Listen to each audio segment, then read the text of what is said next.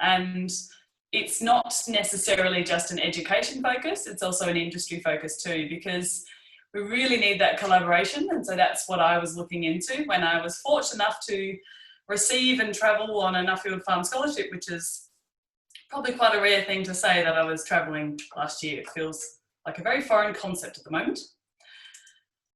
So I will today just give you a bit of an introduction about who I am, the Nuffield Scholarship, if you haven't heard of it before, my report findings, so the need to reframe agriculture, strategic plan, and some example programs that I found on my travels, and then finish off with some take-home messages. And just to keep it interesting, I've added lots of photos.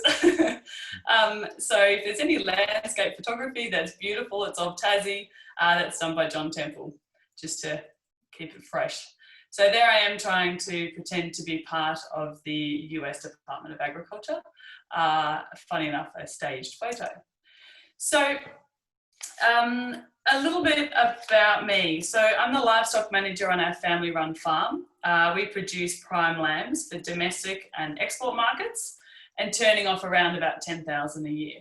So this year, currently, we're lambing at the moment. So I had to do the lambing run this morning and then again this afternoon. And we've got about 8,500 ewes lambing this year. So it's pretty busy. I am also on the right-hand photo, I am a secondary science and agriculture teacher. So this is my year 11 and 12 class with an agronomist and the farmer looking into a hemp crop down here in Tassie. I'm not teaching at the moment due to other interests that I had. I tried to launch a business in tourism this year. Funny enough, that failed, but I'll talk about that at the end. But I did teach for 6 years in New South Wales and in Tassie. I'm also the Vice President of the Tasmanian Ag Educators Network. So that's been really good to sort of still have my finger on the pulse, what's happening within Tasmania and around Australia with ag education. And on the steering committee for the Kids to Farms grant that was received earlier in the year, and also on the Tasmanian Red Meat Steering Committee. So I like to think I've got a foot in both camps in the education and in the industry sector, in industry, sorry, really struggling. So last year I received a Nuffield Farm Scholarship. And really all it is, it's a non-for-profit organisation, but it's an international network. So there's 1,700 members from around 12 different countries that have received the scholarship since 1947. And this means that you enter into a country, put forward a question about what you're interested in, and everyone just gets, well, you know, the people they email get back to you and say, oh, I've got a friend who does this. And then next minute, you know, you're traveling and your trip just gets exponentially larger. And it meant that I could meet some really interesting people from different countries that I chose to travel to. So I was fortunate to travel to 14 countries last year, and that was from Kenya, like in the photo, Romania and Bulgaria, Qatar, and then the US, Canada, New Zealand, Germany, Italy, like Czech Republic and other countries. Very, very lucky to go traveling around. So this photo here on the right is a photo of me standing in a plant trial in a Kenyan school for all girls, and they were studying agriculture and they were looking into testing their variables, and so it all sounded very familiar. But again, agriculture is a little bit different in every country because these students were then going to be harvesting their cabbages for the boarding house and taking them home and giving them to families. So always nice to see what agriculture looks like in all those countries, especially in the school space. I was fortunately sponsored by Meat and Livestock Australia to do this travel, and they are, as well as a lot of industry bodies, they're very supportive of sending people around the world with sort of that, the desire, people that have got the desire to go and find out about something in agriculture. Why am I not doing the next page? So why did I do this topic? I am looking into future-proofing the workforce in the ag industry, as Scott pointed out in the last session, saying that if we've got 6 jobs for every graduate, it means there's a lot of holes in the industry where we're not fulfilling the workforce at the moment. So we really need to be really strategic about how to get these kids, into agriculture, and not just assume that they will end up in agriculture for some other reason. We need to be more poignant with this. Looking into attracting the farming and non-farming background skills. And I've known Scott for a while now, but I love what he's doing with the non-farming background students, because they're coming with a different perspective, ideas and skills. And that's what we need right now for us to make sure that we actually are fulfilling the workforce. I am interested in strengthening the connections between agriculture and education. It would be wonderful to have the ministers of both in the same room talking on the same page, because that would ensure that we're actually going to be meeting our targets that we require, and they need us as much as we would like them. I have essentially stolen a lot of international examples because I don't find any reason in reinventing the wheel. So because we are all facing very similar issues. And I thought traveling around that agriculture would, in certain countries, they would be doing it, better as such in terms of attracting them, but that's not necessarily the case. For instance, in Ireland, there's actually a lot of interest in agriculture, but not in farming. So they're struggling to get the people standing in the paddock, but they have the support networks there in their workforce. While in Kenya, they actually, a bit of a quote of too many pilots, not enough planes, and actually referring to the highly educated individuals that are available in Kenya, but they don't have the job opportunities provided in their countries. So everyone's got different issues. And I've got very much a secondary student focus, because that's where I believe that we've got a bit of a gap, and I believe that's where my knowledge base can actually help fill that. So there's a concept that a New Zealand Young Farmers Chair, Ashley Campbell, pointed out to me, and she's sort of saying there's 3 distinct steps in attracting and retaining youth. So with the primary school students, we can excite them. And I think we do that really well. I think we do, the content available in agriculture is exciting. And I think if you put them in front of a pet lamb, they will get excited, as you've probably seen before. Secondary students, we need to connect them. We need to connect them to the industry and to each other and to the content and careers. And then with their first job in the industry, we need to nurture them. And I think as an industry, as being involved in the industry, I think there is a nurturing, aspect to the industries, and they do try and support the new people into the workforce. So again, pointing out, I think our need is to connect our secondary students. So after travelling, I put all my ideas into a 10,000 word report. It was never enough. I would have loved to have, I probably could have written many, many more words from the 6 months of travelling and the conversations I had with some amazing individuals. But that can be found online, and it's for a free download if you're interested and if you haven't already seen it. So imagine if we actually stated to a student that their future career option is a business choice that is intellectually, socially and financially rewarding, as well as one in which young people can have an incredible impact on issues such as climate change, hunger, displacement, poverty and more. And this was a quote from the International Agri-Food Network in 2018. And this is the definition of agriculture.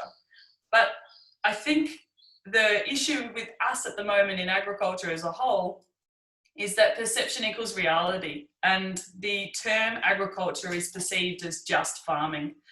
And so we just need to sort of maybe reframe our sales pitch to ensure that our youth actually have a true grasp on what we're actually, what the careers actually do look like. So this is Dr. Halami, and I met her in Iowa actually, and she's from South Africa, and she actually coined the term perfect opportunities to challenge people to broaden their view of agriculture. And what I want you to do is think about all the jobs that you know associated with agriculture. And I'm just looking up and seeing Amy here, and she fits under one of these categories too. But you all do fit under one of these categories. So when I go through them, just see if you can think of another job that it's not being covered here. So perfect. So P is for policies. As we're all aware, we need to make sure we have got someone who's got a true understanding of agriculture in creating and delivering the policies.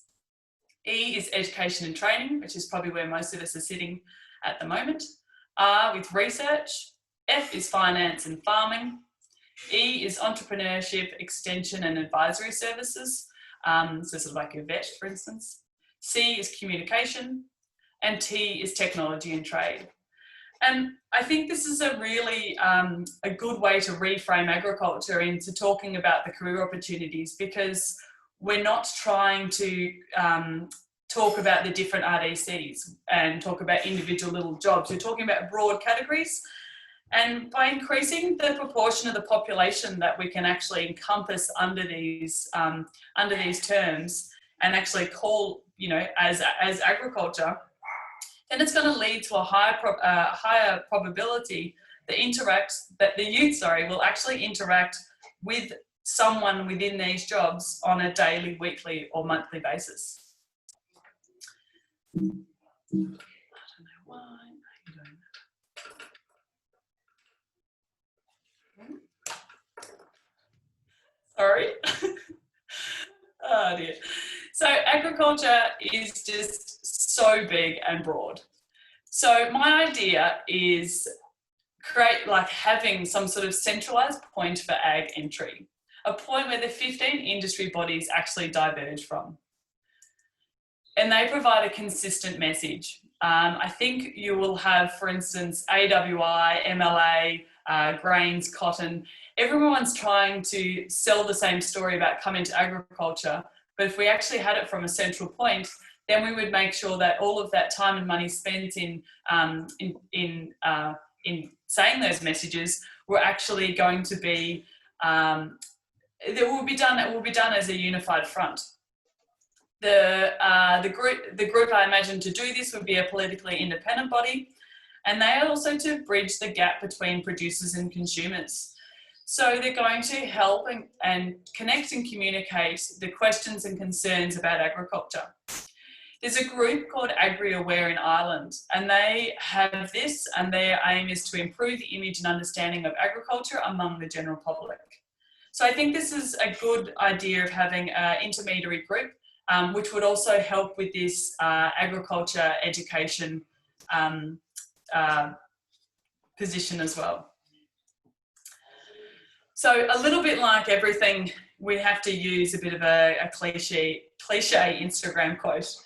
And my idea with ag education is we do need to make sure that we do have an actionable plan to ensure that we're not leaving it up to chance for youth to pursue a career in agriculture, but actually have something as a framework. And as you can see here, so a dream written down with a date becomes a goal broken down into steps becomes a plan, and a plan backed by action makes your dreams come true. That last one's interesting, but I do believe that we do need a strategic framework. And as mentioned before, why reinvent the wheel? So I've actually just gone and stolen one, but I will talk about that in a minute. So why do we need a framework? We have high quality programs in schools and the community that are occurring already, but sometimes they are occurring in isolation. The youth may not receive the quality and/or quantity of interactions with agriculture at pivotal times between the 12 and 16 years old. And so we need to be strategic and not leave it up to chance. So Science Capital, it's a concept that's the basis of this strategic framework, and it was developed in the UK in 2015, looking into why aren't students pursuing science in their post-16 studies. So Professor Louise Archer and her team spoke to 10 to 19-year-olds. 40,000 of them were interviewed and 650 actually had in-depth interviews. surveyed and interviews. And they determined there are 8 key dimensions of science capital. And it can be imagined like a bag containing all science-related knowledge, attitudes, experiences, and resources that an individual acquires. So I'm just going to quickly show you a short YouTube, but I have to just jump out of this quickly. And this is about what is science capital. And the idea, just quickly, is to have this science capital, but I've actually just turned it into agricultural capital. So keep that in the back of your mind about, we have got similar issues here with agriculture, and so I'm using their framework and then putting a twist on it. Is this working? Research shows that most students find science interesting, but we're still facing a STEM skills gap. And the students taking STEM subjects after 16 still fall into roughly the same gender, ethnic and social groups as they did 20 years ago. That's why BP, King's College London and the Science Museum are collaborating to develop, measure and test a new concept that gets to the heart of how people engage with science. It's called Science Capital. A person's science capital is like a holdall or bag that they carry around with them, into which they put all their science-related knowledge, attitudes, skills and experiences. The science capital each person has splits into 4 main types: what you know, how you think, what you do, and who you know. Everyone has different amounts of science capital, and this affects whether they feel, yes, science is for me, or not. Our research shows that the more science capital a child has, the more likely they are to follow STEM subjects. Science capital comes from a variety of sources, including school, home and family, out-of-school science learning, and the things people experience in their everyday lives. It helps us see all the influences that lead to students choosing STEM subjects or not, and understand why different groups aren't taking them further. We can also use science capital as a tool to develop more effective ways of supporting young people to engage with science. And by building the science capital of all children, more students from more diverse backgrounds will engage with science throughout their lives. Together, we can use the concept of science capital not only to bridge the STEM skills gap, but also to improve the life chances of all our children.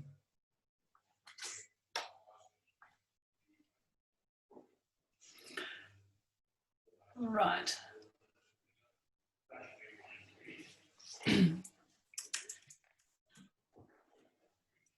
So science capital actually in the UK and has been used in the UK and other countries, and it has been proven to be a successful model. And so what's the point? It's just a waste of time. How can we change this view that's often heard in class? Wow. Sorry, guys. And so this lady here, Jenny Devine, I was talking to her at the National Farmers Union in the UK, and we were talking about some ag programs that she'd written up for some students. And then she said, oh, it's all based on this science capital model, and we're trying to hit all these 8 key dimensions. And that's when I began to think, I was like, oh, I think we could actually probably use this for agriculture too. So it has been proven to be a successful model as it's dramatically changed science education policy and practice in both the UK and internationally. It's allowed for a shift in understanding policy and practice across government departments, national institutions, museums and science centres. And it's been integrated into professional training for teachers, reaching 240,000 children and 9,000 teachers annually. So I think it's a good one to start with. So if it worked in science in the UK, it should work with agriculture in Australia, right? So what I've done is use the 8 key dimensions down the left-hand side and turn them into agriculture, with the idea that if we can use this framework, we can make sure that our kids, especially between the ages of 12 and 16, are getting connections with agriculture during that time. So one is a young person's knowledge and understanding about agriculture and how agriculture works. This also includes their confidence in feeling that they know about agriculture. 2, the extent to which a young person sees agriculture as relevant to their everyday life. For instance, the view that agriculture is everywhere. 3, understanding the utility and broad application of agricultural skills, knowledge and qualifications. For example, that these can lead to a wide range of jobs beyond, not just in, agricultural fields. 4, the extent to which a person engages with agriculture-related media, including television, books, magazines, and internet content. 5, how often a person participates in informal agricultural learning contexts, such as attending agricultural museums or farming and country shows. 6, the extent to which a young person's family have agricultural related skills, qualification, jobs and interests. 7, the people a young person knows in a meaningful way among their wider family, friends, peers and community circles who work in agriculture related roles. And 8, how often a young person talks about agriculture with key people in their lives. So such as friends, siblings, parents, neighbours, community members. And the extent to which a young person is encouraged to continue with agriculture.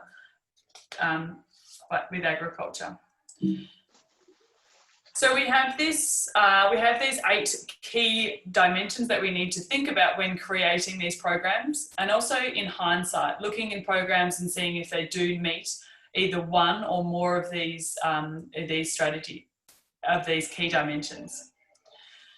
So we need to make sure we're monitoring and refilling what I've coined as the ag bag. And so in the little video, I was talking about a carry-all bag in Science Capital, and so we put it as, I've decided to coin it the ag bag. So what we need to do is we need to have an individual, so they will fill their ag bag with information, experiences and feelings about agriculture. They need to be accrued through personal experiences with friends and family, in school, through community events, from interactions with society. But the contents of the bags are dynamic, and the bag needs topping up with more quality interactions as often as possible. So the value of the contents may change over time too. So a quality interaction as a 13-year-old, for instance, going out, like the picture on the right-hand side, going out with a farmer, having a look at, say, looking at a clover seed crop here. At 13, that might not have the same value as if a student came out at 16 years old. So we need to consider the timing of these interactions as well. We're aiming for the students to have a full ag bag as they enter their post-16 studies. So they choose to actually pursue agriculture. So the framework's going to be a common document for agriculture and education to work from, to ensure that the program and activity hits one or more of the 8 key dimensions. And we'll point out any holes in the continuum for the youth that can be plugged with new or altered programs.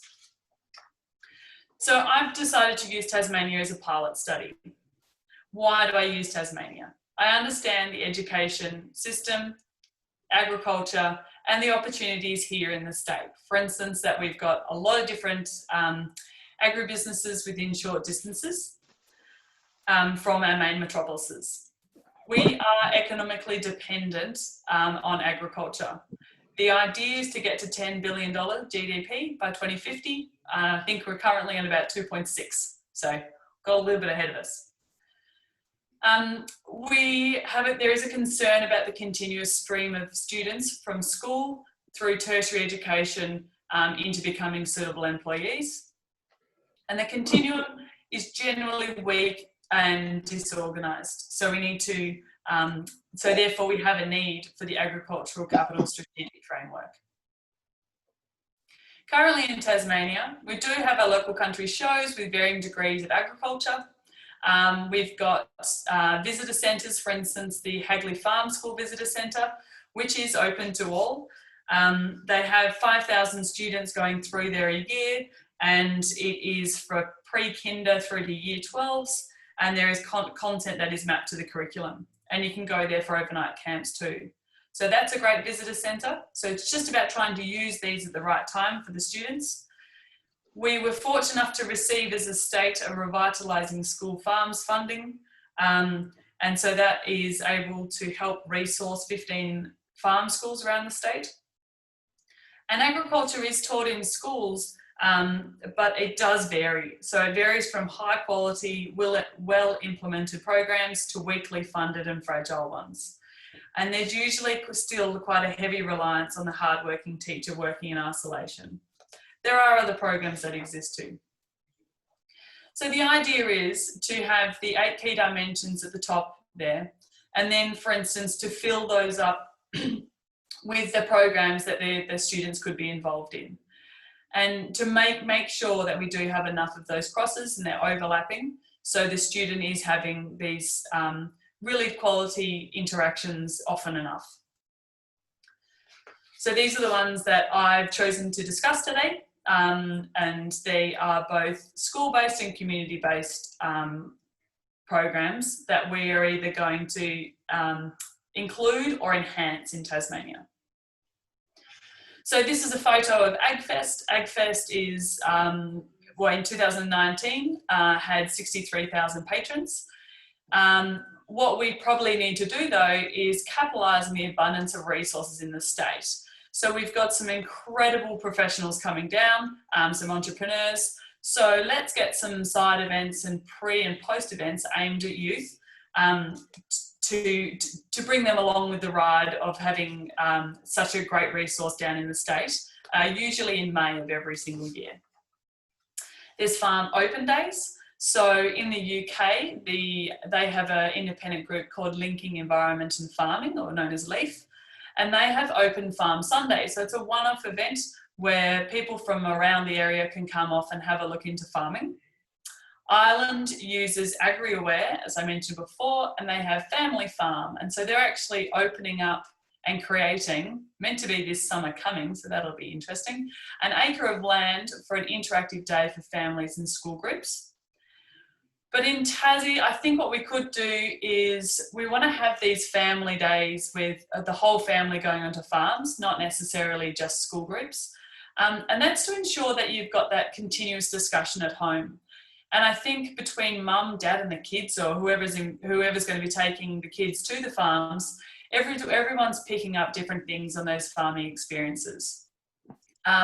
It would be great to have it just say every Sunday over a season, that you could have different farms open in the area, and that could be organised again by this intermediary group.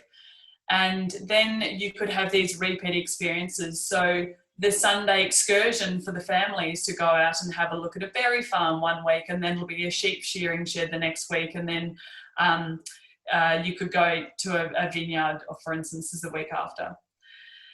We're very lucky to have so many agribusinesses within 30 minutes of our main metropolises too. So I think it could be something that could work here in Tassie. The option of a gap year. Currently we have a 1-week work experience for 16-year-olds, or otherwise you head to the outback once you finish school.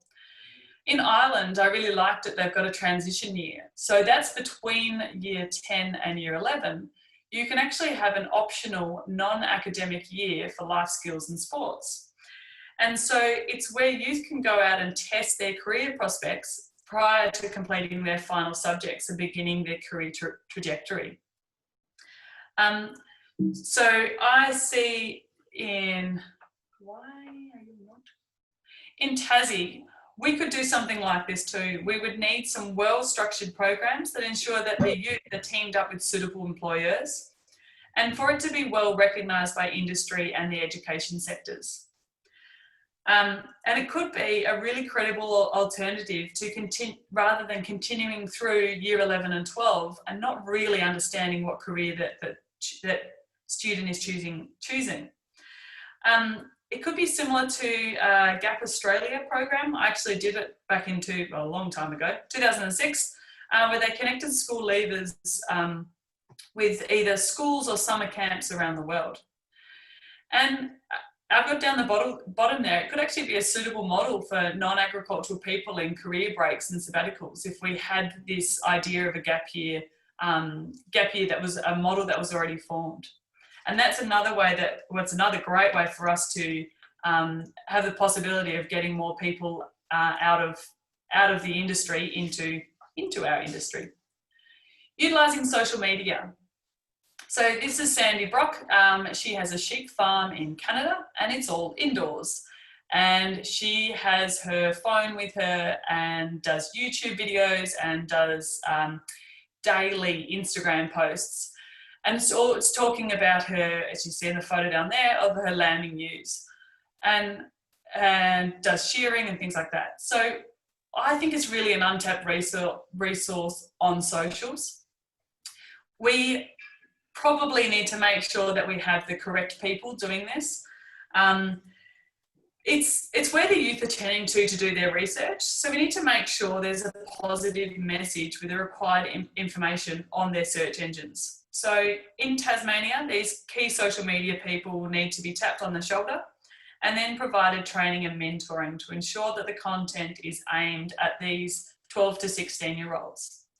In the UK, the Leaf Group, their research found that 86% of teenagers search online or socials for content about careers. They like Snapchat over YouTube. 63% check it several times a day. And they really want a 30-second video, which is preferred. So this is this research was conducted prior to COVID. So maybe it's something that we can think about now that we know that we can have meetings like this all around Australia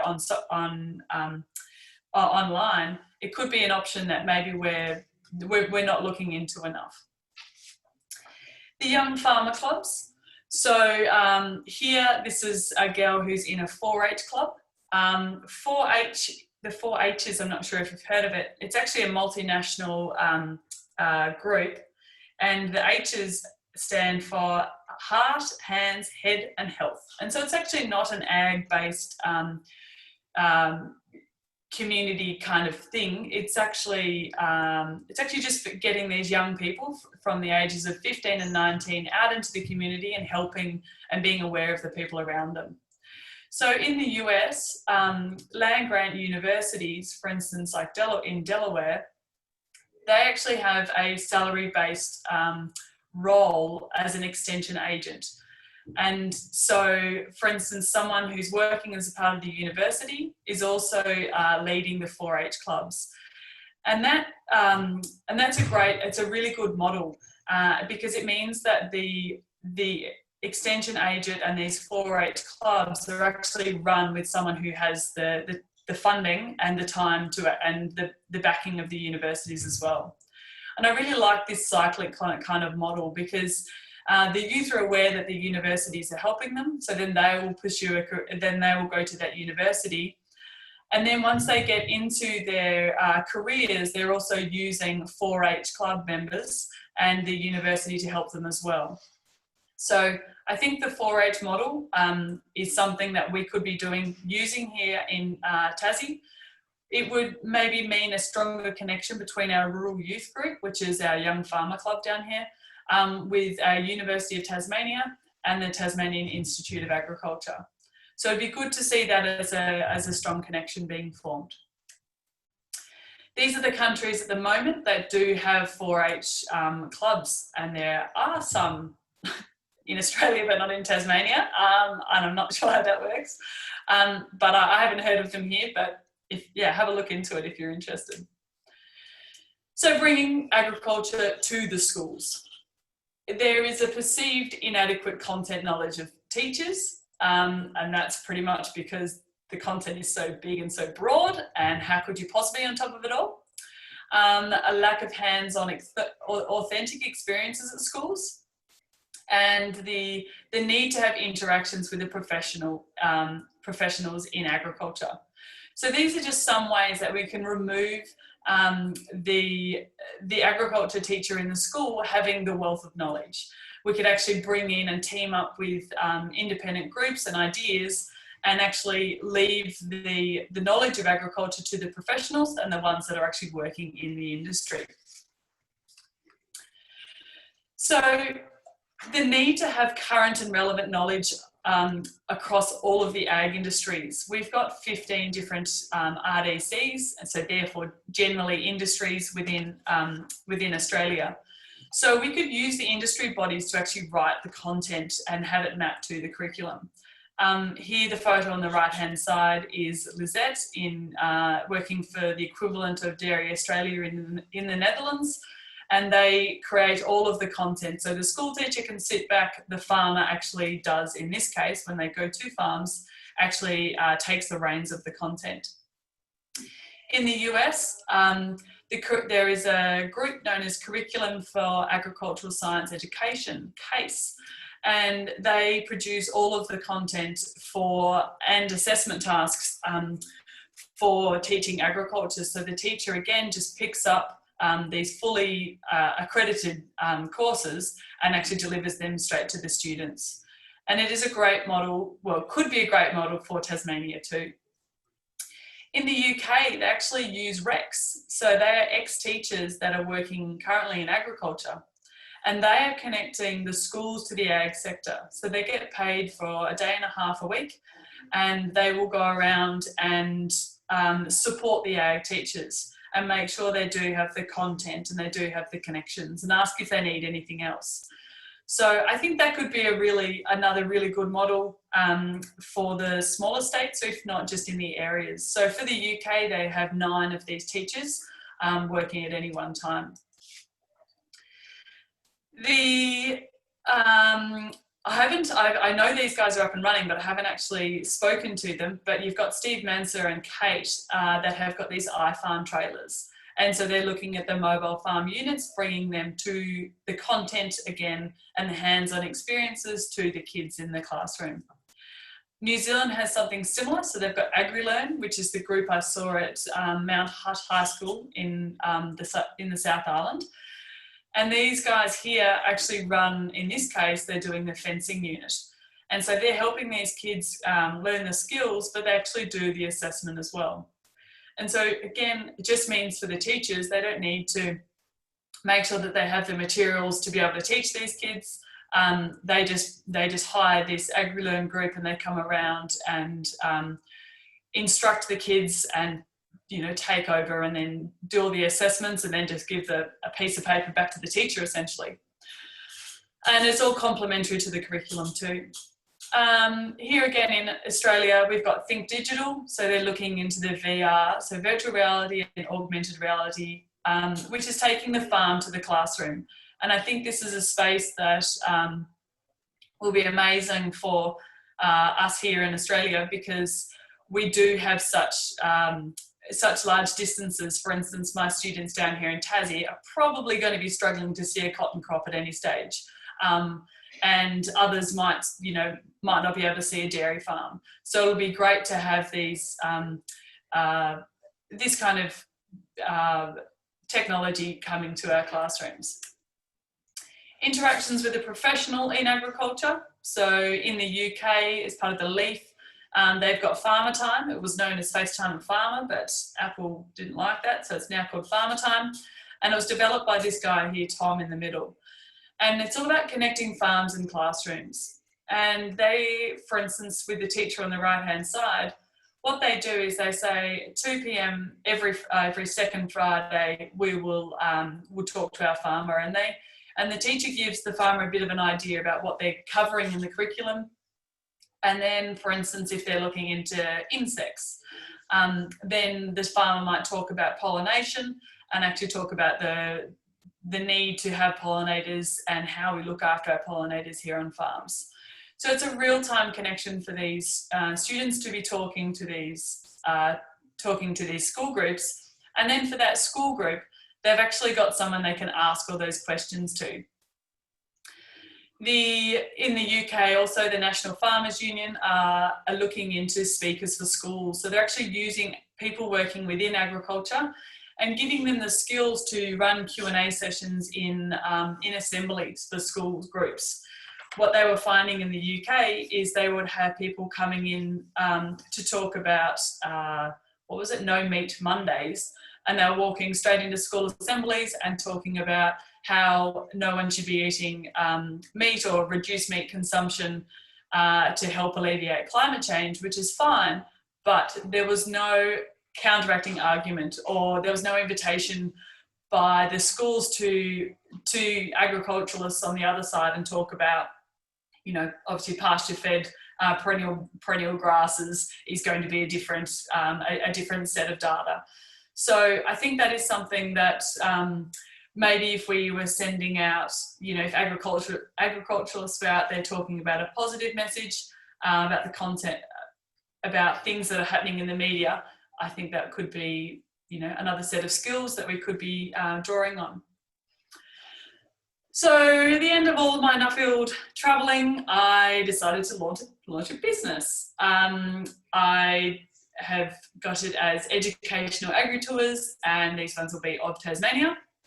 I am concentrating on secondary school groups. It will be an immersive experience of around about 8 days, and we're visiting the iconic parts of Tassie, as well as looking at the different agricultural businesses and actually looking at interacting with professionals within Perfect. So trying to make sure that the students are going to meet someone who is working in either the creating or delivering of policies, all the way through to someone who's writing for our Tasmanian country newspaper in the communication sector.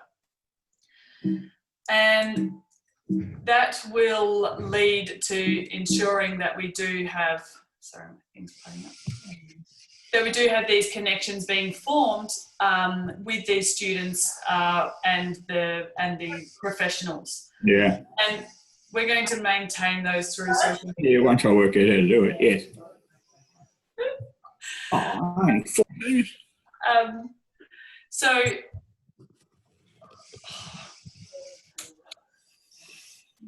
Hey, what happened? What happened?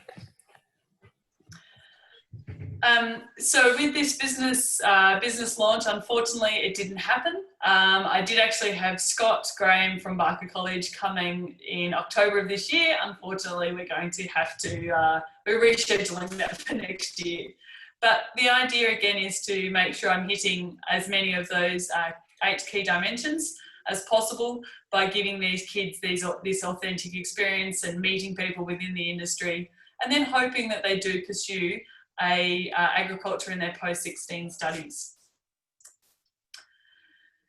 So I'll just go through the take-home messages, and then we'll see if anyone has any questions or queries they would like me to talk about.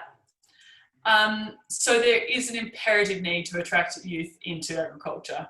That comes through the data from industry, as well as the people in universities as well, talking about a need for having more youth coming through. The use of perfect opportunities to reframe agriculture and to ensure that we have as many people as possible coming underneath the banner of agriculture. Using the successful model of science capital, but for agriculture, as a shared strategic framework for agriculture and education and the community around to be talking on a common document. Using these international programs as examples in Tasmania to fill the ag bag for these youth.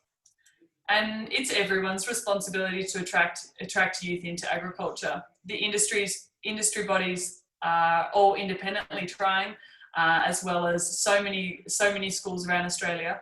And so it would just be great to somehow have be able to have a strategic framework to ensure that we actually aren't just the kids aren't just falling into a career in agriculture, but they're actually choosing it because they have knowledge about it and they are wishing to pursue this in their studies. All right, that's all that I have to mention. Does anyone have any questions or queries? I think we have about another 13 minutes. So if anyone has anything they'd like to ask. Thanks, Claire, for the talk. I've got a couple of questions. All right. The first one is the 4H map which shows Australia coloured and then Tassie another colour. Is that final proof that Tasmania is another country, or so that's probably more of a comment rather than a question? But the sorry, you want? We are at the moment. yeah. But we're looking forward to coming down with school group next year, hopefully next October. Hopefully things get better.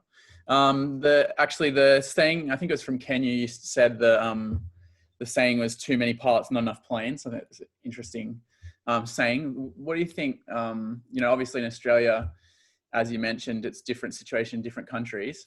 Do you think it's like what other countries, for example, have the same issue as we do, where there's not enough people and too many jobs? Is it like a breakdown between developing versus developed countries, or how do you think? Yeah, a little bit, because you will find the developed countries in a similar position to us. And I think when I was traveling, I sort of went to the UK and went to New Zealand, and I just assumed that those countries are doing attracting youth into agriculture really well, to then find that they probably didn't have a recipe, they didn't have a silver bullet for me. I wouldn't say all developing countries are in that same boat, but it did seem to be that agriculture, as we all know, is such a link between the social, economic, environmental, cultural. Like it's an interaction of so many things. So every country and even different aspects of every country was still, like, different parts of each country was still so different. So I don't know if there's a clear-cut rule. Good idea though. If you say Kenya, do you think if they have more people than jobs in that case, do you think that's because there's more of a attachment to the land kind of thing? There's less of it's maybe a little bit less urbanized, or in the sense of like people will still have that connection to agriculture that maybe we don't have as much in Australia? Yes and no. I think they have an attachment to the land because it actually is because of their subsistence farming, where they actually rely on the land to produce the food. And I think with a country like that, they have, like, even just environmentally, they've got 12 hours of sunlight every single day of the year.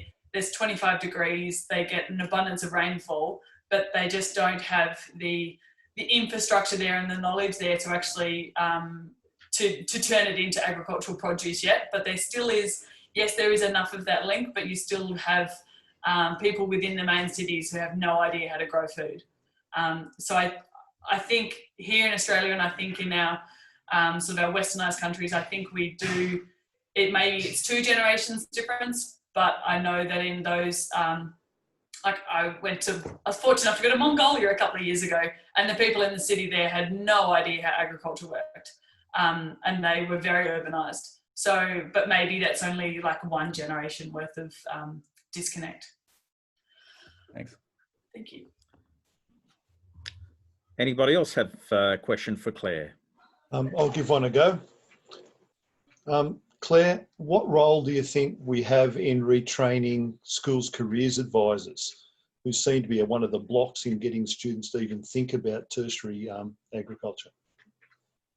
Yeah, I think that's come up a few times with other things that I've looked at as well. I don't think they've actually got the resources that are clear enough and concise enough to actually present to the students. We're down here in Tassie, there's a bit of a group of us getting together looking into how do we make it, because our career opportunities are so diverse. So do you put them under something like Perfect and then have all your industry bodies and the different jobs in underneath it, but actually have it as an easy kind of online document kind of thing that is easy for the careers teacher to pick up and then actually point people in that direction. So maybe, I don't think it's because the career teachers don't want to talk about it. I just don't think they've got the resources in front of their noses to present to their students yet, personally, but could be wrong. Thank you. Thanks, Dave. Thank you. Yeah, that was a really good question, Dave, and one that I also struggle with. Claire, I really love the Perfect as an acronym to categorise and make sure that we're, not just continually featuring like that real on-farm career choice and pathway. I suppose I just kind of finished putting all the careers into 8 different categories.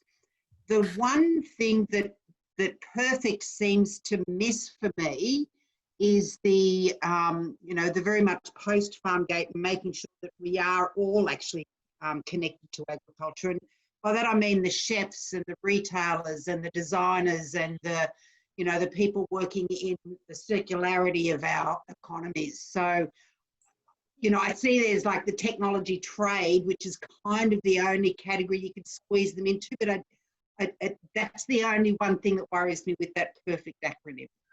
Yeah, thanks, Jenny. I think it's really interesting when we talk about agriculture, because exactly where does it stop? If you've got, you know, really it's transport and the hospitality guys that are sort of in charge of that, but they are talking about, as primary producers, we are producing something that will be worked with later on. So I'm not too sure if we should broaden the category too much, and then we'll lose, you know, our story and our message about where we need the people.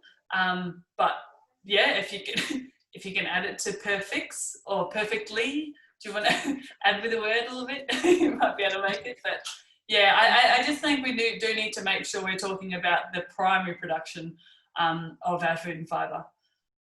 Yeah, I suppose, I mean, that's that touching point, but I suppose often it's a pathway for people to get into it and get inspired about it. It's a bit like, instead of talking paddock to plate, talking plate to paddock, because that's where those kids kind of connect with to start off with. So it's making sure they have a connection to even getting interested about it.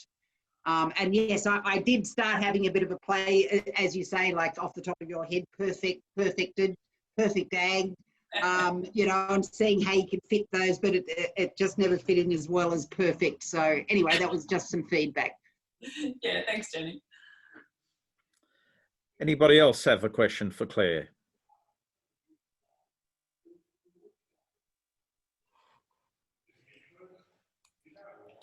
If anyone does have any further questions about, I don't know, countries or programs or connections that I might have made, please do let me know. Like, just send me an email, because I probably haven't actually really realised the knowledge that I have acquired and the conversations I've had. So if there's something that you're like, oh, I'm really interested about something to do with this, and you know, I thought they were based in this kind of country, just ask me, because I could probably, just even through the Nuffield network, I can connect people up as well, which is something I quite enjoy doing.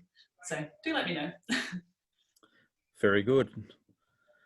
I've actually got one very last question, sort of just off the back of what Dave was talking about, getting, you know, reframing or training careers teachers up in the ag area. I know that all of us industry members work really hard individually to add to the ag bag with all of our resources, but when it comes from a career from a careers point of view, do you think there's merit in, you know, us all actually collaborating to have sort of a single resource that then teachers can easily access, and they're not having to sort of sort through, you know, a whole lot of different sort of industry resources, and it becomes quite overwhelming for them? So for example, you know, like obviously PIEFA, we got Career Harvest. If we were to create, you know, that single source that teachers could easily refer to, that structured how you've presented, to me that sounds like almost a bit of a no-brainer. Yeah.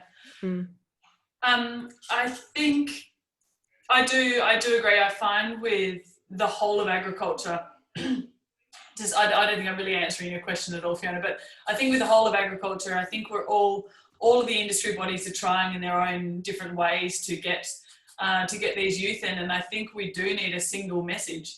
And then, for instance, if the youth were to come into a centralised sort of group, is what I was thinking, and then from there they can choose their interests and then fall into industries that way, and then have because we know the skills are transferable across industries, but we seem to still work in silos, and if you're in dairy, you can't possibly, despite having very similar skills to sheep farmers, it's just like, oh, no, you don't cross across. But I think as a whole, it would be great to sort of have some, some parallels being pulled between these silos to ensure that there is the knowledge and the ability to move around with between the industries too.